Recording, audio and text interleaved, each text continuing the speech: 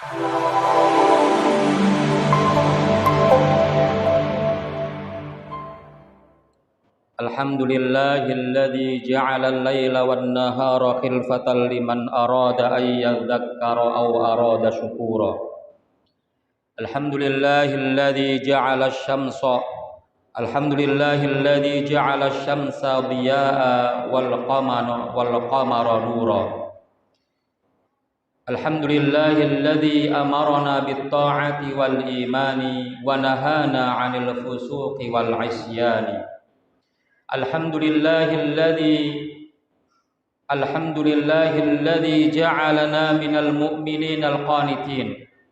Asyhadu an la ilaha illallah wahdahu la syarika lah wa asyhadu anna Muhammadan 'abduhu wa rasuluhu la nabiyya ba'dah. Allahumma shalli wa sallim wa barik ala hadzal nabiyyil karim Sayyidina wa maulana Muhammadin sallallahu alaihi wasallam wa ala alihi wa ashabihi wa man da'a bi da'watihi ila yaumiddin, amma ba'd. Ayyuhal muslimun wal muslimat, usikum wa iyaya bi taqwallahi faqad fazal muttaqun. Ya ayyuhalladzina amanu taqullaha haqqa tuqatih wa la tamutunna illa wa antum muslimun. Wa qala Rasulullah sallallahu alaihi wasallam, ittaqillaha haitsu ma kunta wa atbi'is sayyi'atal hasanata tamhuha wa khaliqin nasa bi khuluqin hasanin. Ma'asyiral muslimin wal muslimat, sidang salat gerhana yang dimuliakan Allah. Pada kesempatan yang berbahagia dan mulia ini, marilah kita sama-sama berusaha untuk terus meningkatkan kualitas iman dan takwa kita kepada Allah Subhanahu wa taala dengan cara melaksanakan segala perintah-perintah Allah dan meninggalkan segala larangan-larangannya. Dan semoga kehadiran kita di majelis yang mulia ini dicatat oleh Allah Subhanahu wa taala min zumratil muttaqin, termasuk golongan orang-orang bertakwa yang insyaallah mendapatkan janjinya masuk ke dalam surga nanti di akhirat. Amin ya rabbal alamin. Hadirin dan hadirat yang dimuliakan Allah Subhanahu wa taala, pada malam hari ini kita menyaksikan ada fenomena alam, terjadinya gerhana bulan yang total secara keseluruhan, yang kemudian kita bisa mengambil sebuah anggapan bahwasanya terjadinya gerhana bulan ini merupakan sebuah tanda dari sekian banyak tanda-tanda kekuasaan Allah Subhanahu wa taala yang harus kita fikirkan dan kita tafakkuri. Kita melihat bahwa saat ini kita sedang ditunjukkan oleh Allah Subhanahu wa taala tentang adanya salah satu kekuasaan Allah Subhanahu wa taala yang pada hakikatnya kita sering menyaksikan tanda-tanda kekuasaan tersebut. Tetapi tentu sikap di antara kita dalam menyikapi adanya tanda-tanda kekuasaan Allah itu berbeda. Tentu sebagai orang yang beriman, ketika kita diperlihatkan oleh Allah Subhanahu wa taala tanda-tanda kekuasaannya, maka kita harus mengikuti apa yang diajarkan oleh baginda Rasulullah sallallahu alaihi wasallam. Dalam sebuah hadis yang diriwayatkan oleh Imam Bukhari dan Muslim, bahwa terjadinya gerhana bulan, terjadinya gerhana matahari merupakan tanda-tanda kekuasaan Allah Subhanahu wa taala yang terjadi bukan karena kematian seseorang, bukan karena lahirnya seseorang. Dalam sebuah hadis Rasulullah mengatakan, inna syamsa wal qamara ayatani min ayatillah. Sesungguhnya matahari dan bulan termasuk dua tanda dari tanda-tanda kekuasaan Allah. Yukhawwifu bihima ibadahu. Allah ingin menjadikan hamba-hambanya sebagai orang-orang yang takut kepadanya. Dan wa innahuma la yankasifani limauti ahadin minan nas. keduanya, tidaklah terjadi gerhana karena kematian seseorang atau hidupnya seseorang. Jika kalian melihat hal tersebut, maka segeralah mengerjakan sholat, berdoalah kepada Allah hingga gerhana itu pudar kembali. Hadits inilah yang kemudian melandasi adanya perintah bagi kita semuanya untuk mengerjakan sholat gerhana. Hadirin ma'asyiral muslimin wal muslimat hafizakumullah. Dilihat dari historisnya, maka di zaman Rasulullah sallallahu alaihi wasallam pernah terjadi gerhana matahari total yang menurut jumhurul ulama hal itu terjadi pada tahun ke-10 Hijriah. Dan pada saat itulah kemudian Rasulullah mengerjakan sholat gerhana bertepatan dengan wafatnya putranya yaitu Ibrahim. Dan kemudian ketika diteliti oleh para ulama yang ahli falak, maka mereka menetapkan, di antaranya mereka menetapkan bahwa terjadinya gerhana matahari total di zaman Rasulullah tersebut tepatnya pada tanggal 27 Januari tahun 632 Masehi atau tanggal 26 Syawal tahun 10 Hijriah, 2 bulan sebelum Rasulullah melaksanakan haji wada. Bahkan bisa diketahui dari penelitian ilmiah, terjadinya gerhana matahari total itu antara jam 7 pagi sampai jam 9.51 menit. Namun ada ulama yang lain yang mengatakan bahwa gerhana matahari pada saat itu terjadi pada bulan Rabiul Awal tahun 10 Hijriah, 1 tahun sebelum Rasulullah sallallahu alaihi wasallam wafat. Dan pada saat itulah kemudian Rasulullah mengerjakan ibadah sholat gerhana tersebut. Tetapi ternyata ada pendapat yang lain di antara para ulama yang mengatakan bahwa Rasulullah tidak hanya sekali mengerjakan sholat gerhana. Dibuktikan dengan adanya beberapa riwayat yang mengatakan bahwa Rasulullah melaksanakan sholat gerhana 1 rakaatnya, setiap rakaatnya dilakukan 2 kali ruku. Ada yang mengatakan 3 kali ruku, ada yang mengatakan 1 kali rakaat 4 kali ruku, bahkan dalam riwayat yang lain 1 rakaat 10 kali ruku. Maka riwayat-riwayat ini menunjukkan bahwa Rasulullah melaksanakan sholat gerhana tidak hanya sekali. Terjadinya kontradiksi ini kemudian para ulama mengambil pendapat tarjih dan jumhur mengatakan bahwa yang paling kuat di antara semua riwayat itu adalah riwayat di mana Rasulullah mengerjakan sholat gerhana hanya sekali dan setiap rakaatnya hanya 2 kali ruku. Kemudian juga diteliti oleh para ulama ahli falak. Ternyata di zaman Rasulullah, dari mulai Rasulullah hijrah sampai wafat, terjadinya gerhana ini tidak hanya sekali, tapi kebanyakan tidak nampak sehingga tidak dilaksanakan sholat. Terhitung ada 23 kali terjadinya gerhana, 14 kali terjadi gerhana bulan, dan 7 kali terjadi gerhana matahari. Dan ini adalah menurut penghitungan hisab yang dimiliki oleh para ulama falak. Maka ternyata di zaman Rasulullah seringkali terjadi gerhana tersebut. Namun yang kemudian Rasulullah lakukan ibadah sholat gerhana menurut jumhurul ulama adalah ketika wafatnya putranya yaitu Ibrahim, dan hanya dilakukan sekali saja. Hadirin ma'asyiral muslimin hafizakumullah. Kemudian sebagaimana disebutkan dalam hadis yang tadi saya bacakan, bahwasanya terjadinya sholat, dilaksanakannya sholat gerhana oleh Rasulullah dan para sahabatnya adalah dilatar belakangi adanya terjadinya gerhana matahari tersebut. Sebagian para sahabat kemudian terjadi salah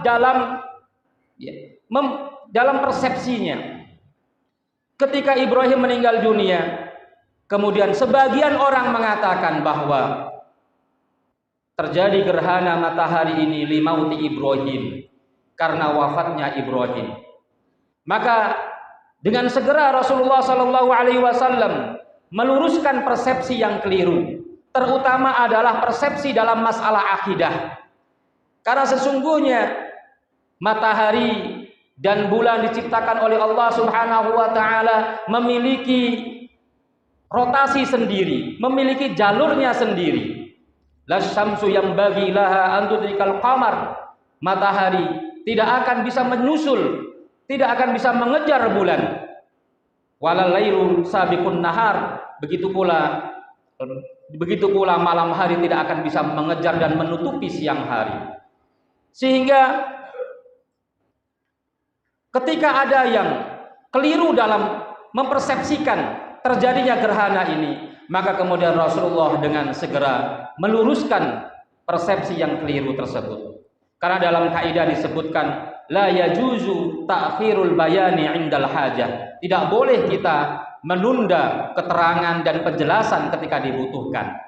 Maka kemudian segera Rasulullah Shallallahu Alaihi Wasallam sampaikan, inna syamsa wal qamara ayatani min ayatillah, bahwa matahari dan bulan itu merupakan dua dari tanda-tanda kekuasaan Allah, la yang kasifani li mauti ahadin wala li hayatihi. Ia terjadi gerhana bukan karena wafatnya seseorang, bukan juga karena lahirnya seseorang. Maka ini menjadi pelajaran bagi kita bahwasanya ketika terjadi penyimpangan, ketika terjadi kekeliruan persepsi, pemikiran, penyimpangan akhlak dan penyimpangan-penyimpangan yang lainnya, maka kita harus segera meluruskannya, jangan menunda-nunda. Tetapi ternyata kejadian semacam ini di zaman Nabi tidak sekali saja. Sebelumnya juga pernah terjadi pada saat terjadi perjanjian Hudaybiyah tahun 6 Hijriah. Pada saat itu selesai Rasulullah dan para sahabat melaksanakan sholat subuh, terjadi hujan besar. Lalu sebagian orang mengatakan mutirna binaui kada wa kada, diturunkan hujan kepada kita karena bintang ini dan bintang itu. Persepsi ini tentu keliru menurut ajaran Islam. Maka kemudian segera Rasulullah Shallallahu Alaihi Wasallam mengatakan, hal tadruna madza qala rabbukum. Tahukah kalian apa yang sudah dikatakan Tuhan kalian? Mereka mengatakan, wallahu wa rasuluhu a'lam. Allah dan Rasulnya yang lebih tahu. Qala, sungguh Allah telah mengatakan kepada kalian, asbaha min ibadi mu'minun bi wa kafirun. Pagi-pagi ini ada di antara hamba-hambaku yang beriman kepadaku dan ada yang kufur kepadaku. Fa amma man qala mutirna bi fadlillahi wa rahmatihi. Adapun orang yang mengatakan bahwa kita diturunkan hujan kepada kita karena karunia dan rahmat Allah, maka dia sesungguhnya mukminun bi kafirun bil kaukab. Dia beriman kepadaku dan kafir terhadap bintang.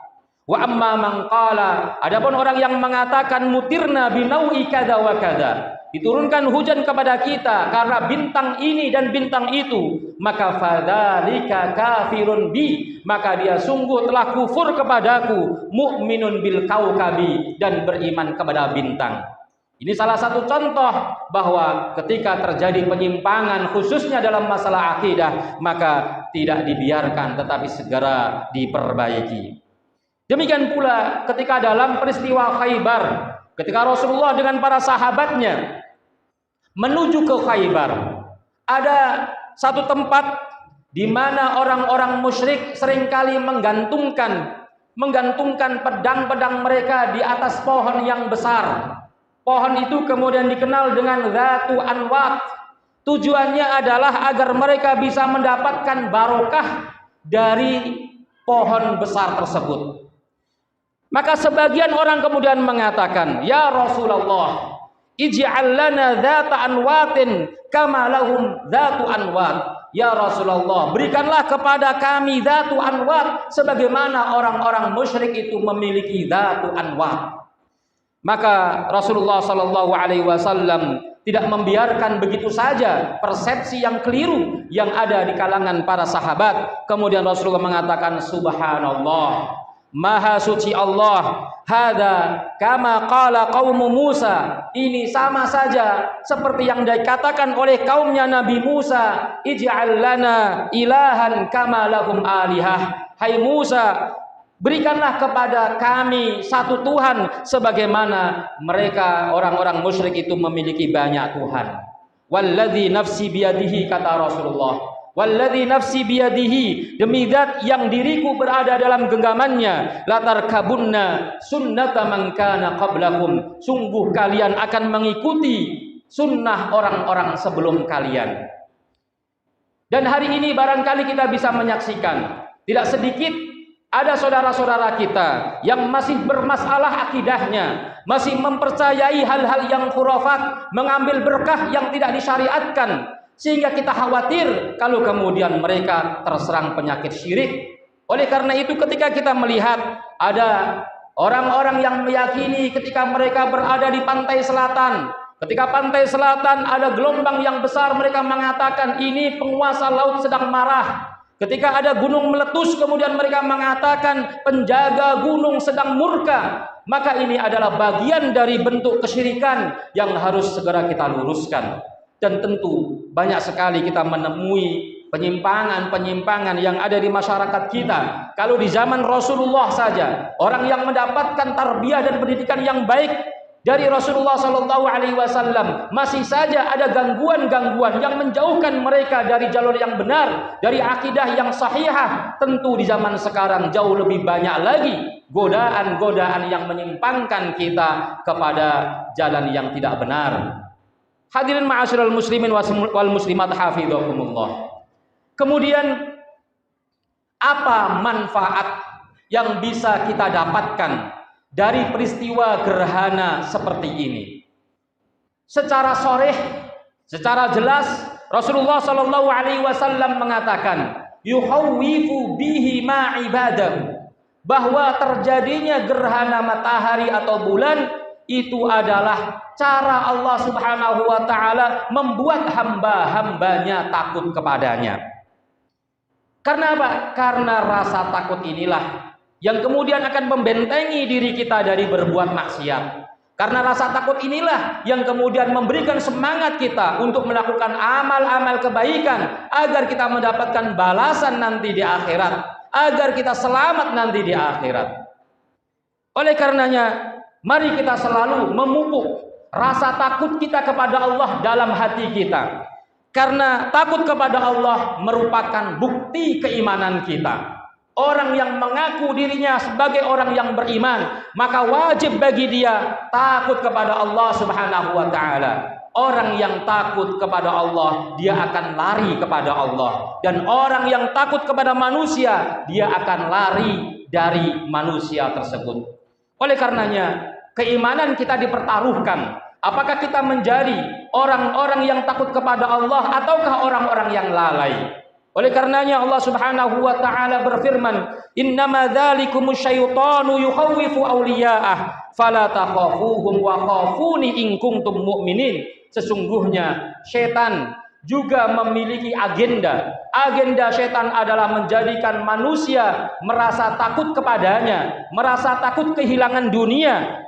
Maka kemudian Allah Subhanahu wa taala mengatakan kepada kita, jangan pernah takut kepada mereka. Takutlah kalian kepadaku, takutlah kalian kepadaku, kata Allah, in kuntum mu'minin, jika kamu adalah orang-orang yang beriman.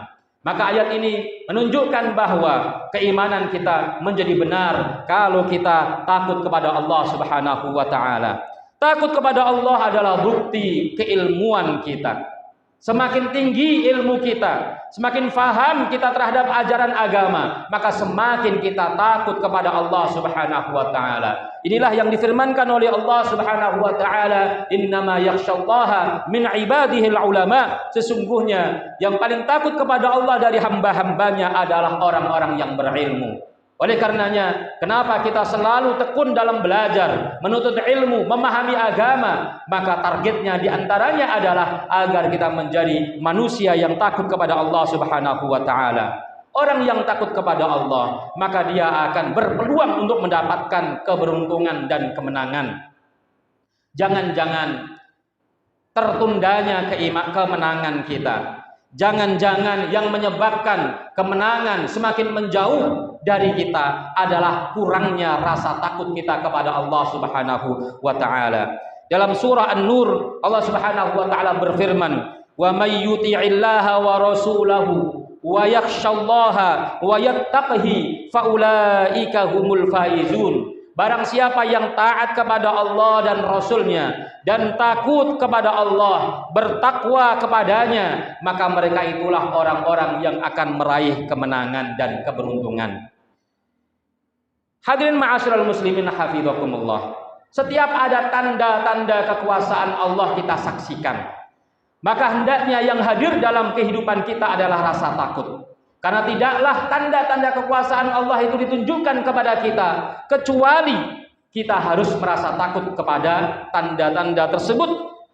Sebagaimana yang difirmankan oleh Allah, "Wa ma nursilu bil ayati illa takhwifa," dan tidaklah kami turunkan tanda-tanda kekuasaanku kecuali harus menghadirkan rasa takut kepada Allah Subhanahu wa Ta'ala. Ternyata yang merasa takut ketika ditimpa musibah, ternyata yang merasa takut ketika ada bencana, ketika muncul tanda-tanda kekuasaan Allah, bukan hanya orang yang beriman. Orang kafir pun ketika ditimpa musibah, ternyata mereka juga takut kepada Allah Subhanahu wa Ta'ala. Mereka menyadari kesalahannya, mereka berdoa kepada Allah dengan khusyuknya. Sebagaimana yang difirmankan oleh Allah Subhanahu wa Ta'ala dalam surah Az-Zumar ayat yang ke-8, "Wa idza massal insana dzurr da'a rabbahu muniban ilaihi." Dan ketika manusia ditimpa musibah, maka dia berdoa kepada Tuhannya dengan cara khusyuk kepadanya. Demikian pula dalam surah Al-Ankabut ayat 565, "Fa idza rakibu fil fulki." Ketika orang-orang kafir, orang-orang musyrik itu naik kapal di mana mereka menghadapi gelombang yang besar, maka ternyata mereka pun merasa takut, sehingga mereka harus berdoa kepada Allah Subhanahu wa Ta'ala. "Fa idza rakibu fil fulki da'awullaha mukhlishina lahuddin falamma najjahum ilal barri idza hum yusyrikun." Ketika mereka naik kapal, maka mereka berdoa kepada Allah dengan tulus, dengan ikhlas. Namun ketika Allah selamatkan kembali mereka ke daratan, maka mereka tiba-tiba menjadi orang yang musyrik. Hadirin ma'asyiral muslimin hafizakumullah. Kita pun juga demikian. Seringkali kita menyaksikan tanda-tanda kekuasaan Allah, tapi kita tidak membuat kita takut. Justru kita berpaling dari Allah Subhanahu wa Ta'ala. Bahkan itu juga difirmankan oleh Allah Subhanahu wa Ta'ala sebagai peringatan bagi kita agar kita tidak mengikuti orang-orang yang berpaling ketika melihat kekuasaan Allah Subhanahu wa Ta'ala.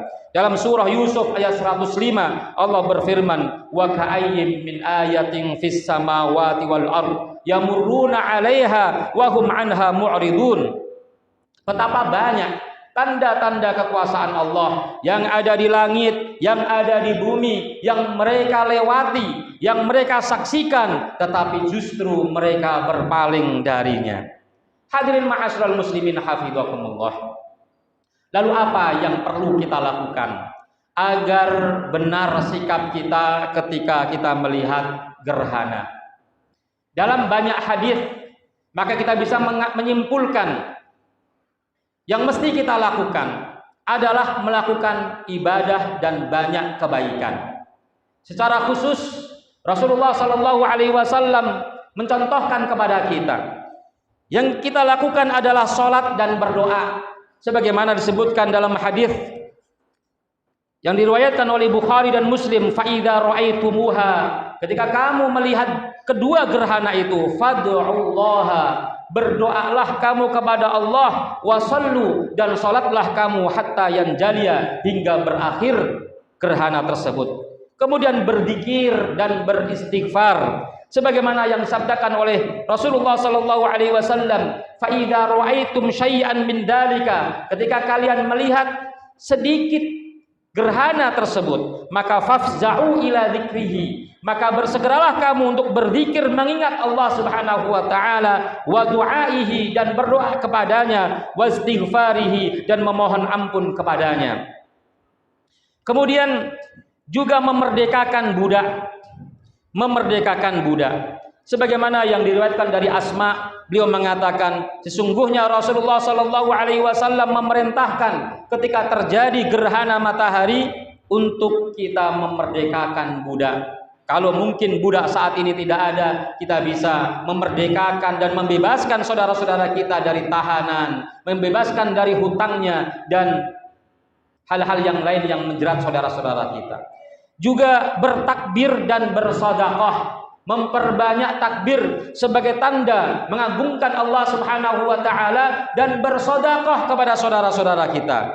Hal ini sebagaimana yang disabdakan oleh Rasulullah, "Fa idza ra'aitum dzalika," ketika kalian melihat gerhana maka fad'ullaha wa kabbiru wa tasaddaqu, maka berdoalah kamu kepada Allah dan bertakbirlah serta bersedekahlah. Dan yang terakhir, hendaknya kita memohon perlindungan kepada Allah Subhanahu wa taala agar kita dijauhkan dari azab kubur. Hal ini sebagaimana diriwayatkan dari Aisyah radhiyallahu anha ketika beliau meriwayatkan bahwa Rasulullah sallallahu alaihi wasallam ketika pulang beliau memerintahkan kepada para sahabat, "Tsumma amarahum an yata'awwadu min adzabil qabri." Rasulullah kemudian memerintahkan kepada para sahabat untuk berlindung diri dari azab kubur. Ini adalah beberapa contoh amalan yang bisa kita lakukan sebagaimana petunjuk dari Rasulullah sallallahu alaihi wasallam. Tentu apa yang dicontohkan oleh Rasulullah bukanlah sebuah pembatasan, tapi ini merupakan dalil bahwa kita diperintahkan untuk memperbanyak kebaikan. Maka segala bentuk ibadah, segala bentuk kebaikan yang bisa kita lakukan di malam hari ini sebelum bulan kembali nampak, hendaknya kita segera bisa lakukan. Dan semoga amalan-amalan ini bisa kita lakukan dengan baik, dan kita berharap mudah-mudahan Allah Subhanahu wa taala menerima amal-amal ibadah kita, memberikan balasan nanti di akhirat, kita temukan balasan kita nanti di akhirat, dan menjadikan kita sebagai hamba-hamba yang istiqomah di jalannya, selalu takut kepada Allah Subhanahu wa taala. Inilah khutbah gerhana yang saya sampaikan, mudah-mudahan bermanfaat, dan mari kita sama-sama tutup dengan doa. A'udzu billahi minasyaitonir rajim. Bismillahirrahmanirrahim. Innallaha wa malaikatahu yusholluna 'alan nabi ya ayyuhalladzina amanu shallu 'alaihi wa sallimu taslima. Allahumma shalli 'ala sayyidina Muhammad wa 'ala ali Muhammad kama shallaita 'ala Ibrahim wa 'ala ali Ibrahim fil 'alamin innaka Hamidum Majid. Allahumma ighfir lil muslimina wal muslimat wal mu'minina wal mu'minat al ahya'i minhum wal amwat innaka sami'un qaribun mujibud da'awat wa ya qadhiyal hajat. Allahumma inna nas'aluka ridhaka wal jannah wa na'udzu bika min sakhatika wan nar. Allahumma la tada' lana fi maqamina hadha dhanban illa ghafartah wa la hamman illa farajtah wa la daynan illa qadaitah wa la 'asiran illa yassartah wa la maridan illa syafaitah wa la taliban illa waffaqtah wa la mayyitan illa rahimtah wa la hajatan min hawaijid dunya wal akhirah illa a'antana 'ala qada'iha ya rabbal alamin.